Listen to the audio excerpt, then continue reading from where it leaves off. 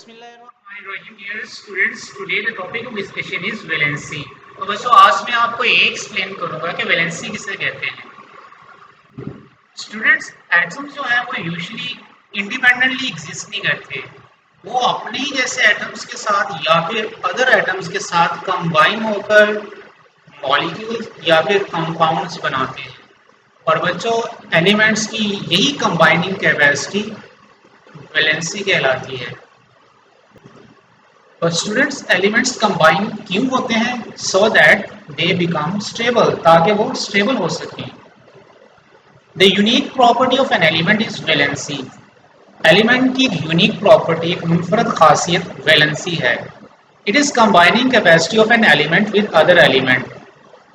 ये एक एलिमेंट की, एक एटम की दूसरे एटम्स के साथ मिलने की प्रॉपर्टी है, खासियत है कि एक एटम फर्दर कितने एटम्स के साथ कंबाइन हो रहा है, एक एटम कितने बॉन्ड बना रहा है, वो बच्चों उसकी वैलेंसी कहलाती है। अगर एक एटम फर्दर 2 एटम्स के साथ कंबाइन हो रहा है तो उसकी वैलेंसी होगी 2। अगर वो 1 के साथ कंबाइन हुआ है तो उसकी वैलेंसी होगी 1। अगर वो फर्दर 3 एटम्स के साथ कंबाइन है तो उसकी वैलेंसी होगी 3। It depends upon the number of electrons in the outermost shell.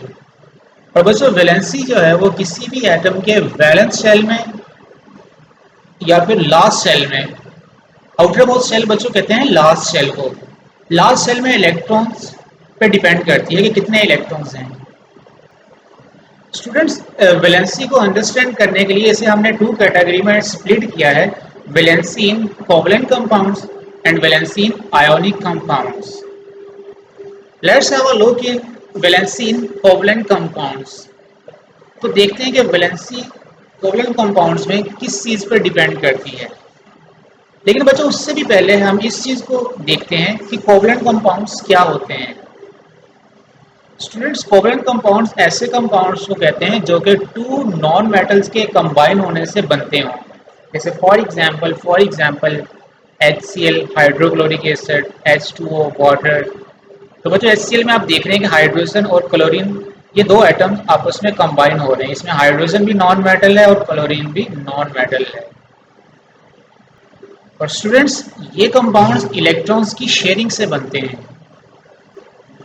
In simple covalent compounds, valency is the number of hydrogen atoms which combine with one atom of that element or the number of bonds formed by one atom of that element. कि अगर आपने covalent compounds में किसी element की valency देखनी है तो हम ये देखते हैं कि उस एलिमेंट के साथ कितने हाइड्रोजन एटम्स कंबाइन हुए हैं। और अगर बच्चों हाइड्रोजन एटम्स नहीं है तो हम ये देखते हैं कि उस एलिमेंट ने कितने बॉन्ड बनाए हुए हैं, उस एटम ने कितने बॉन्ड बनाए हैं, वो उसकी वैलेंसी कहलाती है। जैसे for example in case of HCl के केस में आप लोग देख रहे हैं कि जो क्लोरीन है ना, वो एक हाइड्रोजन एटम के साथ कंबाइन हुई है।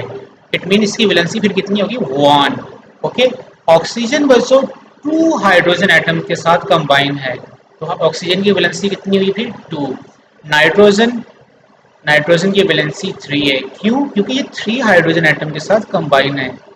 और कार्बन की वैलेंसी बच्चों होती है 4, टेट्रा वैलेंसी होती है, बिकॉज इट मेक्स 4 बॉन्ड। क्योंकि ये कितने बॉन्ड बनाए हुए हैं? इसने 4 बॉन्ड बनाए हुए हैं। ये डायरेक्टली 4 हाइड्रोजन एटम्स के साथ कंबाइन है। तो हमने ये सीख लिया कि कोवलेंट कंपाउंड्स में वैलेंसी जो है वो डिपेंड करती है कि वो एलिमेंट कितने हाइड्रोजन एटम के साथ कंबाइन है या फिर वो एलिमेंट कितने बॉन्ड बना रहा है। Now let's see valency in ionic compounds. तो अब हम बच्चों देखते हैं कि वैलेंसी आयोनिक कंपाउंड्स में किस चीज़ पे डिपेंड करती है। लेकिन उससे पहले हम ये देख लेते हैं कि आयोनिक कंपाउंड्स क्या होते हैं। स्टूडेंट्स, आयोनिक कंपाउंड्स ऐसे कंपाउंड्स को कहते हैं जो कि एक मेटल और एक नॉन मेटल्स के मिलने से बनते हों। तो ऐसे कंपाउंड्स को हम कहते हैं ionic compounds. Clear?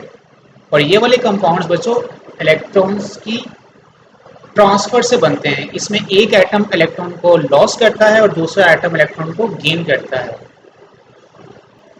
For example sodium chloride NaCl। बच्चों ये एक आयोनिक कंपाउंड है और ये एक मेटल और एक नॉन मेटल के मिलने से बना है। इसमें सोडियम जो है वो एक मेटल है और क्लोरीन जो है वो एक नॉन मेटल है। स्टूडेंट्स, आयोनिक कंपाउंड्स में वैलेंसी जो है वो डिपेंड करती है कि एटम कितने इलेक्ट्रॉन्स गेन कर रहा है या फिर लॉस कर रहा है टू कंप्लीट इट्स ऑक्टेट, अपना ऑक्टेट कंप्लीट करने के लिए। ऑक्टेट बच्चों कहते हैं attaining 8 electrons in the valence shell, के वैलेंस सेल में 8 इलेक्ट्रॉन्स को अटेन करना ऑक्टेट कहलाता है। अब बच्चों जिन एलिमेंट्स के वैलेंस सेल में 4 इलेक्ट्रॉन से कम होते हैं ना, वो प्रेफर करते हैं इलेक्ट्रॉन्स को लॉस करना।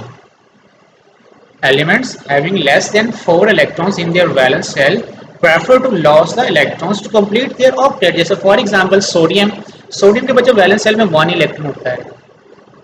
मैग्नीशियम की लास्ट सेल में 2 इलेक्ट्रॉन्स होते हैं।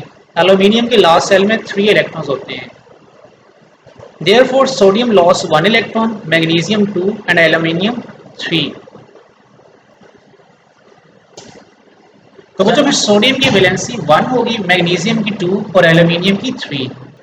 और स्टूडेंट्स जिन एलिमेंट्स के वैलेंस सेल में मोर देन 5 इलेक्ट्रॉन्स होते हैं, they prefer to gain electron, वो इलेक्ट्रॉन को गेन करना प्रेफर करते हैं। For example nitrogen have 5 electrons in their valence shell, oxygen have 6, chlorine have 7 electrons in their valence shell. Therefore, to complete their octet,